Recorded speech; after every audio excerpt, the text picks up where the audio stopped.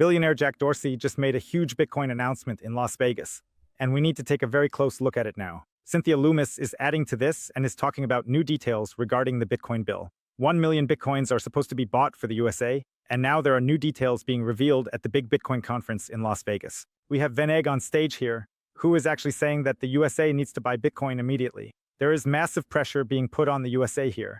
There isn't much time left, and we actually have BlackRock making more purchases again, this time for their own special forces. That means BlackRock is becoming even more invested in Bitcoin.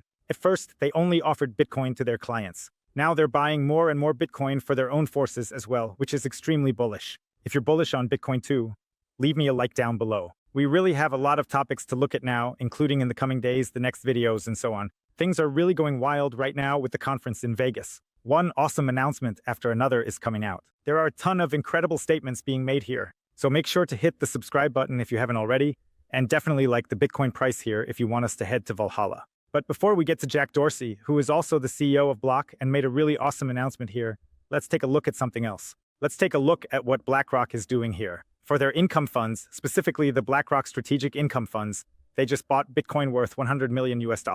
Wall Street is embracing Bitcoin. This is huge. So we can see that Wall Street is no longer shutting itself off. Instead, Wall Street is eager for Bitcoin. Wall Street is bullish on Bitcoin. At this point, Wall Street is actually more bullish than retail investors. Hard to believe we'd ever say that. I mean, on the other hand, it's a shame because all those banana heads and so on are just sleeping through this whole wave of innovation. They're missing out on all the hype, or actually not just the hype. I mean, missing the hype isn't that bad, but they're missing out on these massive price increases. Bitcoin is supposed to be a tool that basically gives you more purchasing power, but now it's Larry Fink who's taking that purchasing power for himself because all these people just don't get what's happening right now. Of course, the big players get it, but unfortunately, a lot of regular people just don't. And then sometimes people complain like, yeah, it's so unfair that now Greg Roberts is getting in and buying up all the Bitcoin from us. Yeah, on the one hand, it does suck, but on the other hand, there's really nothing you can do about it. If they're just smarter than some other people who are busy with TikTok and stuffing their faces with bratwurst, stuck in a bratwurst coma, then that's just how it is, even if I don't think it's great myself. I'd also prefer if somehow Horse from next door was the Bitcoin billionaire here, like Larry Fink, when he loads up one Bitcoin after another onto his hardware wallet or dumps it into his own funds. I mean, he doesn't have it on his own hardware wallet, but at least he's putting it into his own funds. And now let's actually take a look at everything going on here in Las Vegas, what announcements there are and so on. First, let's check out what Cynthia Loomis has to say. Later, we'll get to Jack Dorsey as well. It's really intense. Here, she goes into the Bitcoin bill again. She reveals new details that we didn't know in this forum before. And she also says again that Donald Trump is convinced by this whole Sixth Sense thing. So listen to it for yourselves. President Trump supports the bill, and he has a team in the White House working on digital asset issues, everything from stablecoin to market structure to the Bitcoin Strategic Reserve. And they will probably roll out in that order. The Senate Banking Committee has passed the stablecoin bill out of committee. We're getting close to being ready to have it on the floor. We've worked for untold hours with the minority party to satisfy them, and we should be voting on it the week we get back from this break. Then we'll do market structure, and then we'll do the Bitcoin Strategic Reserve. These are important details here, but that's not all. There's more coming up in a moment. But first, she's already saying, Donald Trump supports this bill. That's already very, very important. She just confirms that again. Donald Trump has also said himself that he supports this bill, that he'd like to buy 1 million Bitcoin here. And now it goes even further. She says here, the order that's now on the priority list, and this is very, very important to take note of now. Priority number 1 is stablecoins, the stablecoin bill. That means they want to strengthen the dollar here with stablecoins. I find that a bit questionable because as a supposed Bitcoin maximalist, she should actually be putting Bitcoin as priority number 1, but I'll just leave it at that. Let me know in the comments below what you think about it. Number 2, market structure bill. And only number 3 is the Bitcoin reserve bill. That means once the first bill is done, the stablecoin bill, then comes the second, and only after that comes the Bitcoin reserve. That means it could definitely be delayed by a few more months. Howard Lutnick has already hinted at this, saying that Donald Trump currently has other priorities and that it won't be until July or August that things will start moving again toward a strategic Bitcoin reserve. I'm not quite as bullish, but at least it's good to know that there are other things that are higher up on the priority list right now. Now it gets even more interesting because there are some more exciting assessments coming up. And at that time, we'll be calling on you to help members of Congress in your states understand the importance. It's so important strategically to our country. Other countries are moving in the direction of establishing strategic Bitcoin reserves. The United States needs to lead in this area. These are powerful statements, also extremely bullish for the Bitcoin price. It is so important to introduce such a strategic Bitcoin reserve. We've just seen it again with Germany and what happened there, where they simply decided against it. In hindsight, that was a really, really big mistake. She makes you aware of the urgency again, also says the US needs to lead. But what really doesn't fit here, what just doesn't add up, I have to say, is that she says it's so important putting the strategic Bitcoin reserve way up high. Important, important, important. But still, the priorities are set differently. You could also say, well, okay, she's not the only one responsible for that. There are also other people who share responsibility for how the priorities are set here. But as I said before, it really should be the other way around. The Bitcoin bill should be at the very top of the priority list, not in third place behind the stablecoin and market structure bill. But let's keep listening, because now there were some statements from Van Eck who actually took it a step further. They're not just saying it's urgent, they're saying, hey, the US needs to buy massive amounts of Bitcoin right now. Now it's really getting wild. It gave creditors confidence that the dollar was backed by something that was scarce and productive.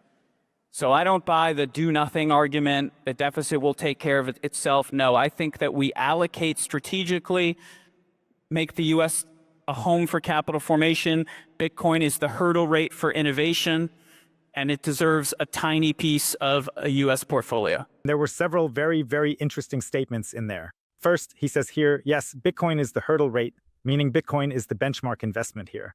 So, for example, in the past you had government bonds, but now Bitcoin is the benchmark investment. And at the same time, he addresses the issue of debt, saying that the debt problem in the US won't just get better if you just sit back, relax, and eat bratwurst or whatever. You actually have to start buying Bitcoin. By the way, Max Kaiser made exactly the same argument. I met him here at the golf tournament, talked to him, and he actually said to me, hey, Germany, it's nice that you have so many, what did he say? Yeah, I think he did say bratwursts. It's nice that you have so many bratwursts, but you don't just need bratwursts, you also need Bitcoin. You can't sustain an economy on bratwurst alone. That's not a joke, he actually said that to me. There's even a clip from the interview, you can go back, it was maybe 3 or 4 months ago or so. There was that interview. He really did. I'm not sure I remember it word for word, but he said something like, you need fewer bratwursts and more Bitcoin, something along those lines. And basically, he's saying the same thing, you simply need a certain amount of Bitcoin. At least here, he says a small amount of Bitcoin, but a small amount of Bitcoin for the US already means massive purchases. That would already mean 100,000, 200,000 Bitcoin. So those are already huge purchases. You always have to put that into perspective. If the US buys 10 Bitcoin now, that obviously doesn't make any sense. If they buy 10,000 Bitcoin, that doesn't make sense either. It really only starts to make sense from 100,000 Bitcoin and up. And with Bitcoin, you can then beat the hurdle rate if you manage to do that. Yeah, then you're off to a pretty good start, and maybe you could get the debt a bit more under control, although I'm very, very skeptical about that. That's also Cynthia Lummis's big argument, that you can get the debt under control with the Bitcoin bill. I'm still very, very critical about that. I'm not really sure about it. But in any case, the asset managers are bullish, Cynthia Lummis is bullish. And now let's take a look at why Jack Dorsey is bullish. He always made the big argument that Bitcoin would fail if it didn't become a payment medium, and now he's introducing a completely new major innovation with his own company, which really gives the whole thing another push or a kick forward so that Bitcoin can actually become a payment medium. Jack Dorsey just announced that Bitcoin payments will be accepted at all terminals, which is huge. That means in the future, you'll be able to pay with Bitcoin at all block terminals. I wonder why they couldn't have done this earlier. I'm not sure how many people will actually pay with Bitcoin, but in any case, millions of people will probably have the opportunity to pay with Bitcoin. And even if not everyone pays with Bitcoin, just the fact that the terminal is there and you can see that you can pay with Bitcoin is significant. For example, it's the same here in El Salvador. When you go to Super Selectos, which is kind of like Aldi or Lidl in Germany, there's always a big sign at the checkout that says, Pago in Bitcoin Acqui, meaning you can pay with Bitcoin here. And there's a huge Bitcoin sign there, always saying you can pay with Bitcoin. And it also gets into people's subconscious. They walk past the checkout once, twice, 3 times, 4 times. After the 5th or 6th time, maybe they'll ask, okay, what's the deal with Bitcoin and so on. And then you can pay there and it works smoothly too. Just yesterday or the day before, I paid there with Bitcoin again. So it went absolutely smoothly. I'm not even sure if they offer Lightning. I think I paid on chain, but the fees weren't high anyway.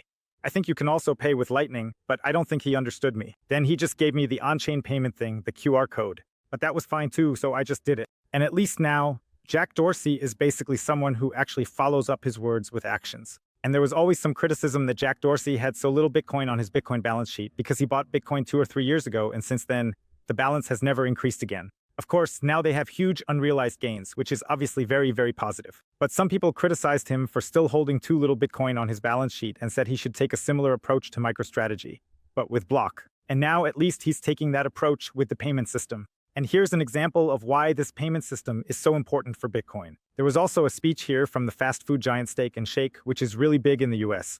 And he's now talking about the advantages since he started accepting Bitcoin at the company and also taking it as a form of payment. And that's really, really impressive, and it could make waves. Our experience so far with Bitcoin has been that it is faster than credit cards.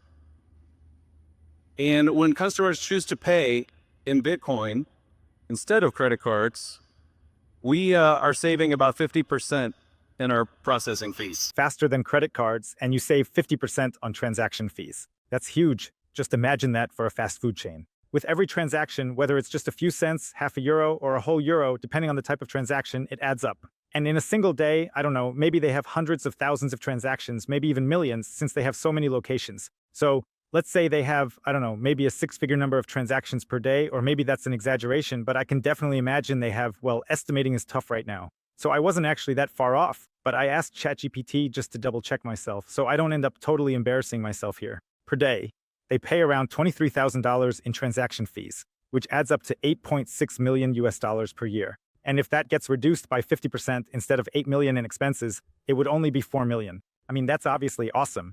And there's also new customer potential. Altogether, they have a total revenue of 366.8 million US dollars. So if that's not a convincing argument, then I don't know what is. Anyway, if you just want to buy Bitcoin, I'll put a link down below to 21 Bitcoin.